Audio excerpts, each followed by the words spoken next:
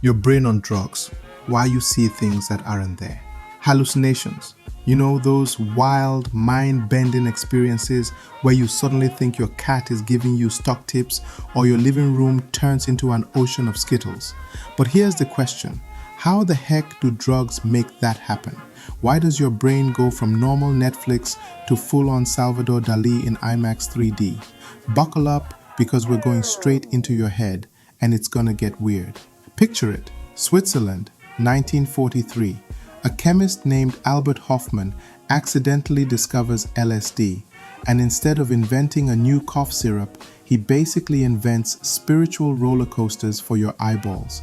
Fast forward to today, and psychedelics like LSD, psilocybin mushrooms, and MDMA are being studied not just for making people see pink elephants, but also for treating depression, PTSD, and even addiction.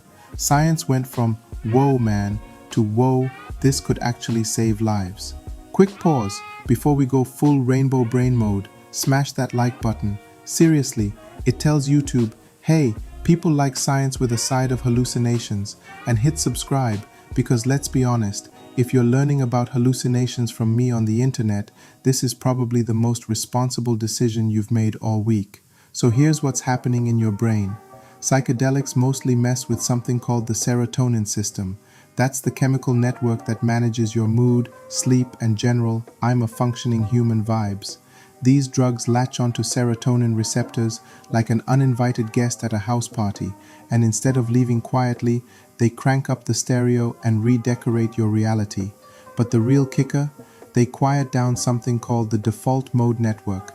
Basically, the part of your brain responsible for your inner monologue, your sense of self, and your favorite pastime, overthinking everything you said in 7th grade.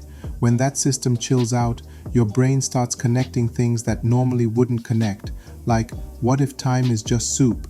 Yeah, that's how we get hallucinations. Turns out, all this mental chaos might actually be good for you when done in controlled clinical settings. Psilocybin and LSD are being tested to help with depression, anxiety, and even addiction, like nicotine and alcohol. MDMA, aka ecstasy, helps people with PTSD by letting them process trauma without the emotional equivalent of stepping on Legos barefoot. But, and this is a big but, this is not a go eat random mushrooms behind Taco Bell endorsement. These studies are done with medical supervision, screening, and professional hand-holding. Because, fun fact, hallucinating a friendly dragon is cool, but thinking you are the dragon while climbing on your neighbor's car? Yeah, not so cool. Psychedelics aren't candy.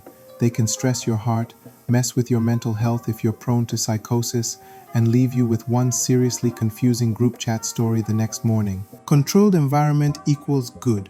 Random festival guy named Sunbeam handing you a mystery tab equals bad. So, how do drugs make you hallucinate? They basically hijack your brain's serotonin highway, turn off your inner hall monitor, and let your imagination run wild.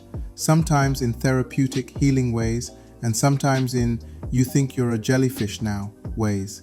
If you laughed, learned, or at least didn't unsubscribe mid-video, smash that like button, subscribe, and share this with your friend who once stared at a lava lamp for 3 hours. And comment below, if you had a hallucination superpower, what would it be? Mine? Seeing the winning lottery numbers, because obviously.